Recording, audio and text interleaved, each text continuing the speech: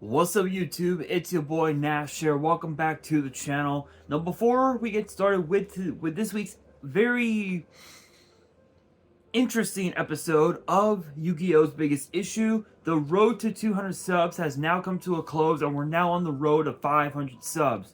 Who knows, maybe we might hit 500 subs by the end of the summer, only time will tell. But as I have said in previous videos, if this channel does get to 500 subs, I will open up this Korean LOB booster box in its entirety on the channel that I got from my partners at Collector Store. So be sure to check them out. Link and address will be in the description below. By checking them out, not only does it support them, it also supports the channel, and I would greatly appreciate it. On the hopes to potentially pull a Blue Eyes White Dragon, a Dark Magician, a Red Eyes Black Dragon, a Piece of Exodia, Monster Reborn, Pot of Greed. The possibilities are out there. However, if this channel gets to 1,000 subs, I will open up this first edition Toon Chaos box in its entirety on the channel that I also got from my partners at Collector Store, on the hopes to potentially pull a collector's rare out of the set, much similar to what I pulled out of my Genesis Impact box that I opened up last year, which is obviously this B-Cup from the Underworld. This thing looks absolutely beautiful. With all of the new dark base decks that are going to be coming out into the format, this card is definitely going to be coming in quite handy.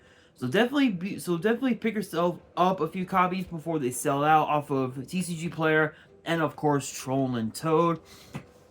As for me, I am going to be getting my copy graded, but I never really came up with a good opportunity to do so.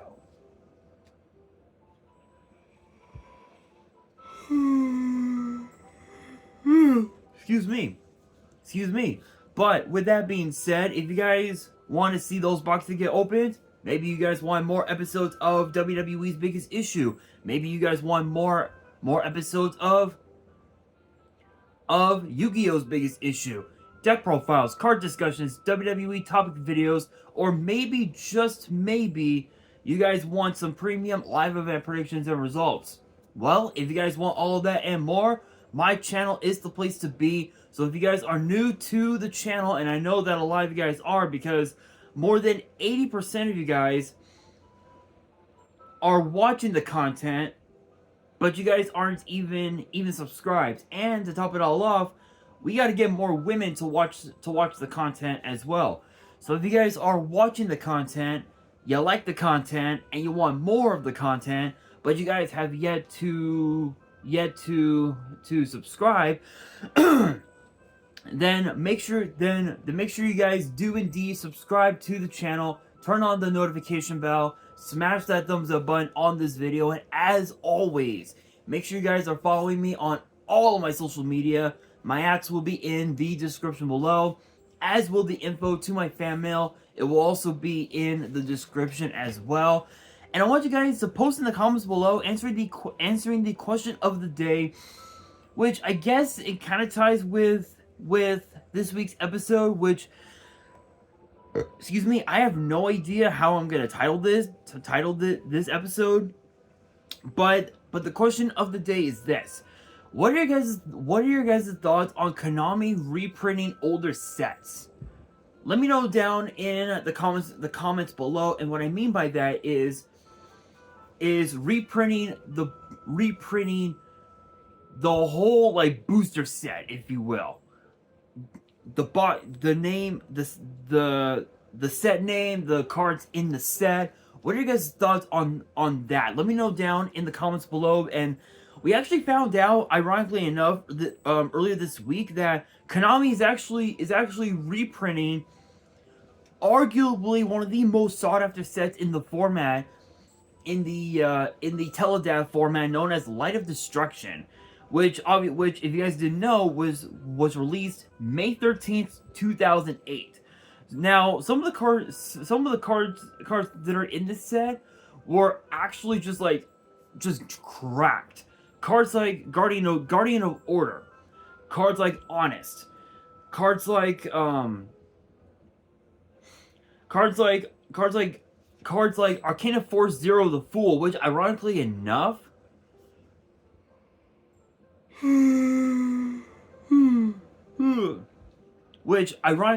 was basically a way to stop your opponent from just ending games, which is hilarious. Um, cards like Jane, Lightsworn Paladin, Lila, Lightsworn Sorceress, Garoth, Lumina, Raiko, Wolf, Celestia, Judgment Dragon, Dark Valkyria, which was actually one of the first like Gemini monsters of the whole of the game's history, which is pretty crazy. But also cards like Substitute, Unifrog, and the Battery Man archetype was also in this set. So the only Battery Man cards that were in the set were Charger, Industrial Strength, and Microcell. Obviously, we didn't get any new support for the archetype until like I think it was like not until like later on, which is pretty crazy. But still, what else was in the set? Ducker Mobile Cannon, which was actually a sort of like a really, just a simple like really weird version of Monster Reincarnation, which is pretty crazy. Lady in White, which was kind of like Skull Servant support, if you will. Destiny and Dragoon, which was a very highly sought after card, pre-errata, mind you. It did get an errata later on, if my memory serves right, but still, cards like what else was in here? Solar Recharge, Realm of Light, let's see here. Deck Lockdown. Just a lot of really good cards that were that were actually kind of decent. That were actually kind of decent. And another card as well that kind of caught my eye was actually was also cards like Fossil Dynapachycephalo, Owner Seal, which Owner Seal was kind of a weird one, but still. But those are just like some of the more notable cards in the set. But the question is why? Why is Konami deciding now to reprint older sets? Now, Legend of Blue Eyes, Metal Raiders, Spell Ruler, Pharaoh Servant, Dark Crisis, Invasion of Chaos, those I can understand. It was basically to promote this. Legendary Collection 25th Anniversary. Yes, I did pick myself up one of these. I did get this from my partners at Collector Store. Big shout out to them. Incredible people. Check them out if you haven't done so already. And shout outs to them, Ben, and shout outs to Ben. Actually, he was the guy that I spoke to about the partnership. So Ben, if you're watching this, save more of these because I'm gonna be save some extra of these in the stock because I am gonna be getting more at some point. So save them for me. I'm definitely gonna be buying more. Mainly because I want the QCRs because I want to get them graded, but that's pretty much it. But it was basically to promote this. So if you guys don't know anything about this little box right here has literally a booster pack of LOB, Metal Raiders, Spell Ruler, Pharaoh Servant, Dark Crisis, and Invasion of Chaos. You get the 3 Egyptian God cards, which were the original game promos.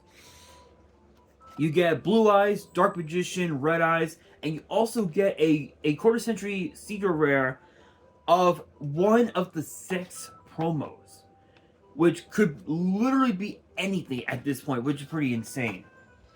I would open it up now on the channel, but I think I'm gonna wait until I have like a whole like display case or something to do an opening on it. But now that I can totally understand. It was to help promote the set, and it was pretty. I wouldn't say it was. I wouldn't say it was pretty popular, but it was a pretty decent idea, especially if you were a collector, or rather you were trying to be a collector. Then sets like that is like a perfect first start. But with sets like with sets like Light of Destruction, a lot of people don't realize, but it's only been reprinted only a couple times. They had an unlimited print, and then the loose packs.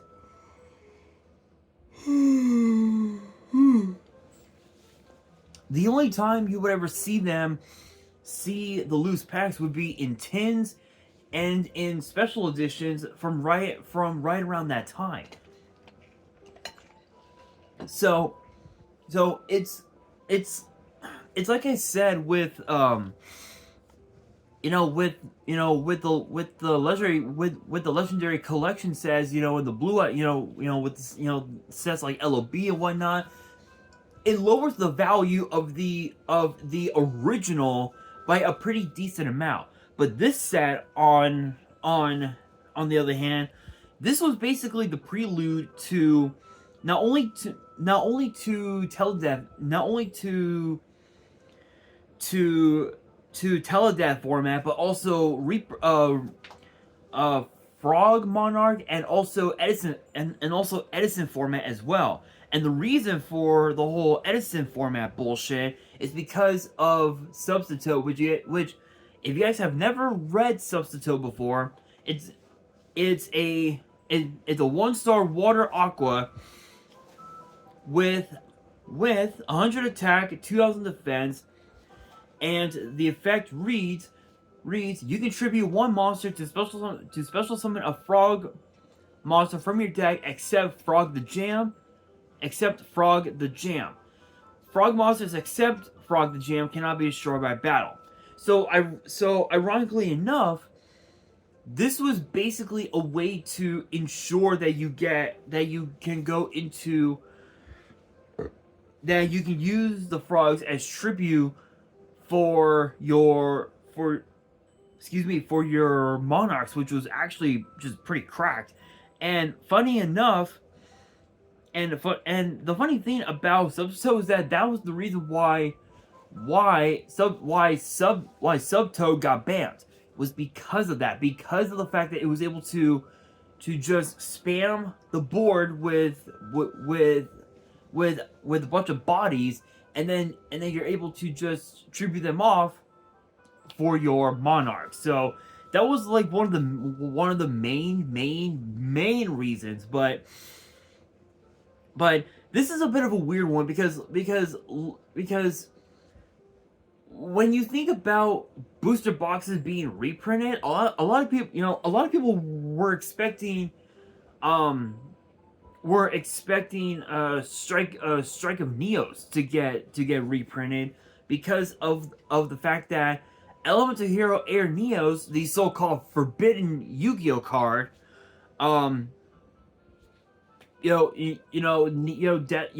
desperately need to reprint. And funny enough, if you guys don't remember my little 200 subscriber special opening where I opened up a Korea box of Striking Neos. Yep, I actually pulled an Ulti Air Neos. But that wasn't the only Ulti I pulled. I also pulled this Ulti G-Ward's Warwolf, which was probably one of the worst Ultis you could pull out of the set. But still, it was a pretty cracked a pretty cracked opening in my opinion, anyway.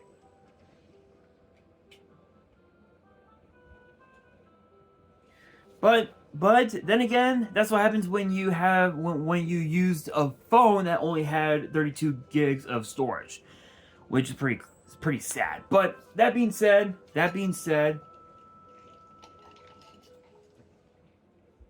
I will say this. I think it is interesting that Konami is now starting to reprint older sets.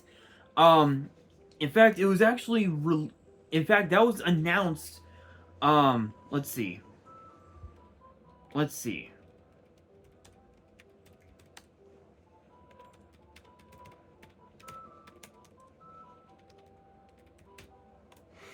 Light of Destruction reprint. Let's see. I believe it was supposed to be announced. It was supposed to have been announced already for. Here we are, Reddit. Let's try Reddit. I believe we're not supposed to be getting an unlimited print of Light of Destruction until August. So August 8th, 2024. So later this year is when supposedly we're gonna be getting the set. So it is weird that we're getting it in the summer, but what's cool about it is that if you pull if you pull Substitute out of your box, you can automatically go ahead and take it to fucking YCS and shit and play the Go, not the Go decks, the Edison format, the Edison tournament that the YCS's hold and shit. It's a good idea, but I think it just lowers the value of the first edition sets, which in my opinion, that may be a downside, but it is pretty cool. It's pretty cool that Konami is doing this, but they need to do Strike and Neos and release a reprint of Air Neos. That's what they need.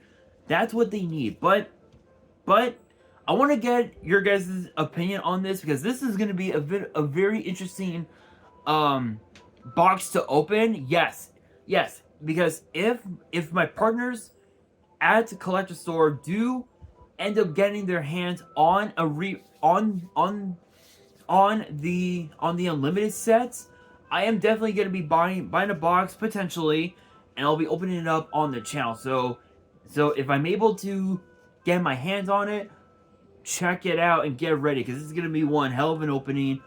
But it's only if I'm able to get my hands on it. If not, it's all good. I don't think I think it'll just like it'll just like skyrocket in price, honestly, but we will just have to wait and see. But with that being said, that will do it for today's video. Hopefully you guys enjoyed. If you did, make sure you guys smash that thumbs up button. If you guys are new to the channel and you guys want more episodes of Yu-Gi-Oh's Biggest Issue in the future, make sure you guys subscribe to the channel, turn on the notification bell, and follow me on all my social media. My ads will be in the description below, as will the info to my fan mail. It will also be in the description as well. And on that, this is your boy Nash, signing out.